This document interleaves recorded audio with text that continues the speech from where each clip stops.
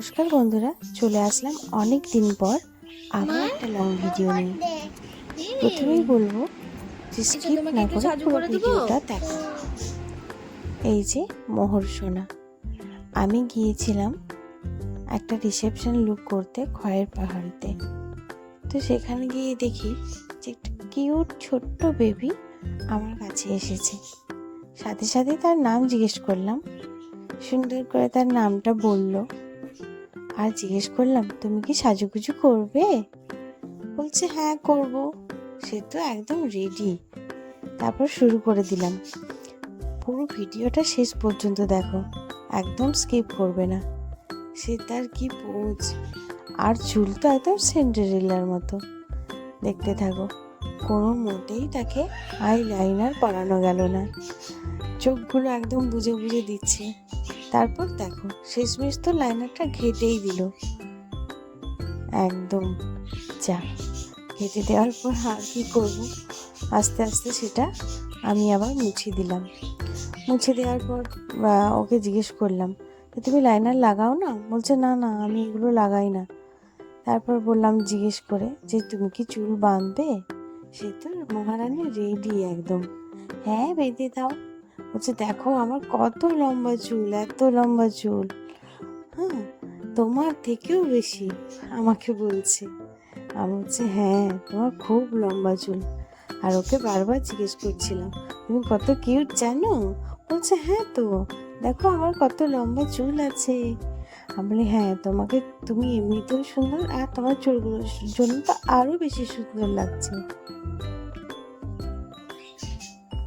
তারপর চুল বাঁধতে বাঁধতে ওর সাথে অনেক কথা হলো। আবার আমাকে নাচ করেও দেখিয়েছে, তোমরা দেখতে থাকো।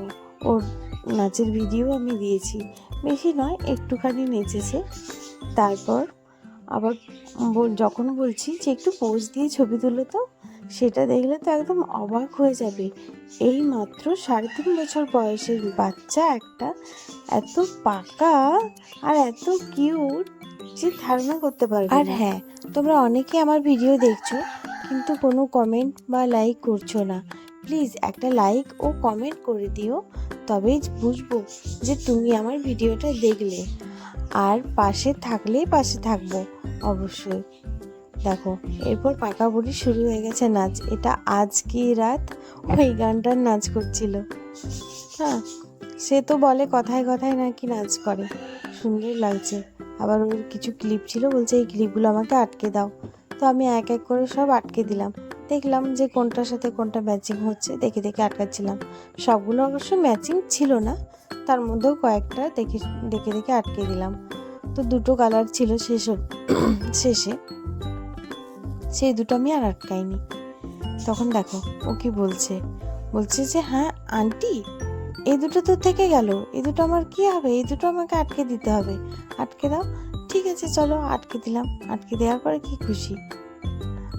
আবার তো তার কানে ফুটো নেই, ছোট্ট দুটো স্টোনের টিপ পরিয়ে দিতে আমার আবার কানেরও পড়া হয়ে গেছে। বাহ, খুব খুশি। সে তো ভাবতেও পারেনি যে আমি এভাবে আজ সাজবো। দেখো ওর পোজ দেওয়ার স্টাইল দেখো। ওকে কিচ্ছু বলতেও হয়নি, দেখাতেও হয়নি, জাস্ট বলেছি তুমি একটু সুন্দর করে দাঁড়াও তো, সেই শুরু হয়ে গেছে। টাটা বন্ধুরা, সবাই ভালো থেকো।